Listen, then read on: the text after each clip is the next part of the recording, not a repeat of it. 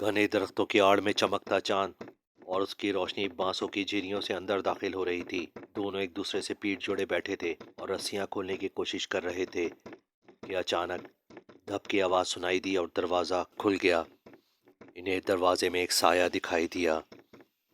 ये कबीला घने जंगल के दरमियान मौजूद था। मैरी जेसिका के पास वक्त बहुत कम था और अगर मजीद वक्त गुजर जाता तो ये दोनों इस नीम वहशी कबीले की खुराक बन जाती। इनकी तीसरी साथी अगाथा गुज़िश्ता रात इन आदमखोरों की खुराक बन चुकी थी। ये दोनों वहशत ज़दा थीं और एक नोकीले डंडे की मदद से इस कच्ची ज़मीन में धंसी बांसों से बनी दीवार की पिछले सिम खुदाई करके दो तीन बांस निकालकर यहाँ से फरार होना चाहती थी। आज की रात या कल तक की रात इनके पास मोहलत थी। उसके बाद बाहर मुकम्मल सन्नाटा था और बिलाखिर उन्होंने दो बांस निकाल दिए और वहाँ से निकलने का रास्ता बन गया। पहले जेसिका ने बामुश्किल अपना जिस्म बाहर निकाला और फिर मैरी बाहर निकली। इनके दिल तेजी से धड़क रहे थे। मौत से पहले ये एक आखिरी कोशिश थी जो इन्हें करनी थी। पिछली सिम दरख्तों का लामताही सिलसिला था और बगैर आवाज़ पैदा किए ये दोनों जंगल में घुसती चली गईं। क्या वो बच गईं या पकड़ी गईं?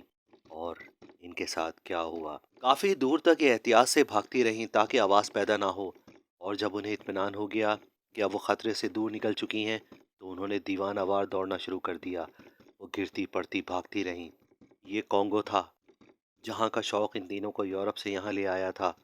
इनकी बदकिस्मती थी एक सफ़र के दौरान वो रास्ता भटक कर जंगल की लामहदूद वसअतों में खो गईं और नंग धड़ंग जंगली कबीले मबूती या तोआ के हत्थे चढ़ गईं। ये 1960s का दौर था और कॉन्गो के अंधेरे जंगलों में खो जाने वाले या तो दलदलों में धंस जाते या जंगली जानवरों और आदमखोरों का शिकार बन जाते थे। कैंसाशा में ये खबर पहुंच चुकी थी कि 3 फ्रांसीसी टूरिस्ट लापता हैं और रेस्क्यू टीमें उस मकाम तक पहुंच चुकी थी जहां उन्हें मौजूद होना था। लेकिन 10 दिनों की तलाश के बावजूद उनका कोई नामो निशान तक ना मिल सका।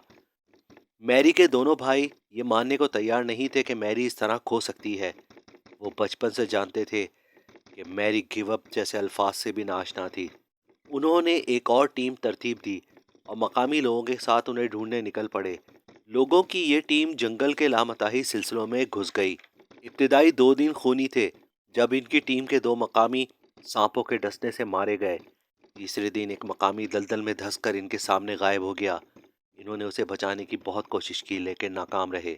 एक रात इन पर हमला हो गया और जंगली इनको कैद करके अपने साथ ले गए।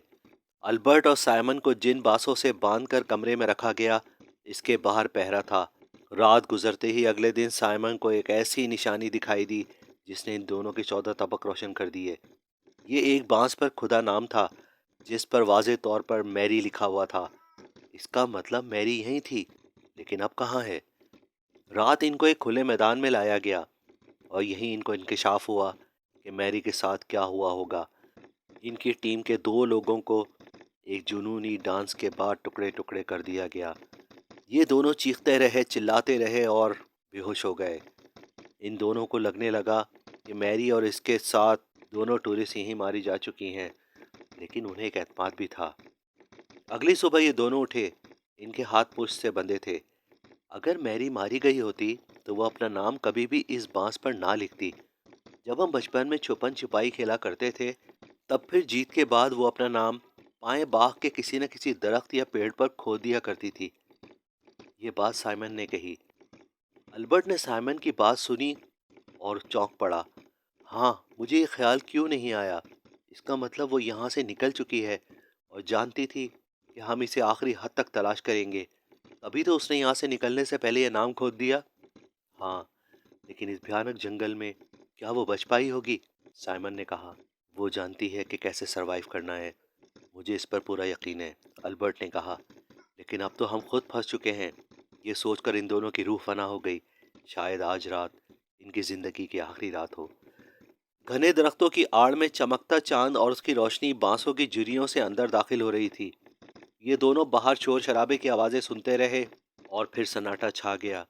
बाहर पहरेदार की कभी कभी कदमों की चाप भी सुनाई दे रही थी।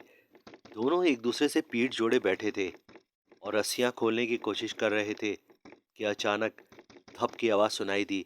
यूं लगा कि जैसे कोई जोर से गिरा हो और दरवाज़ा खुल गया।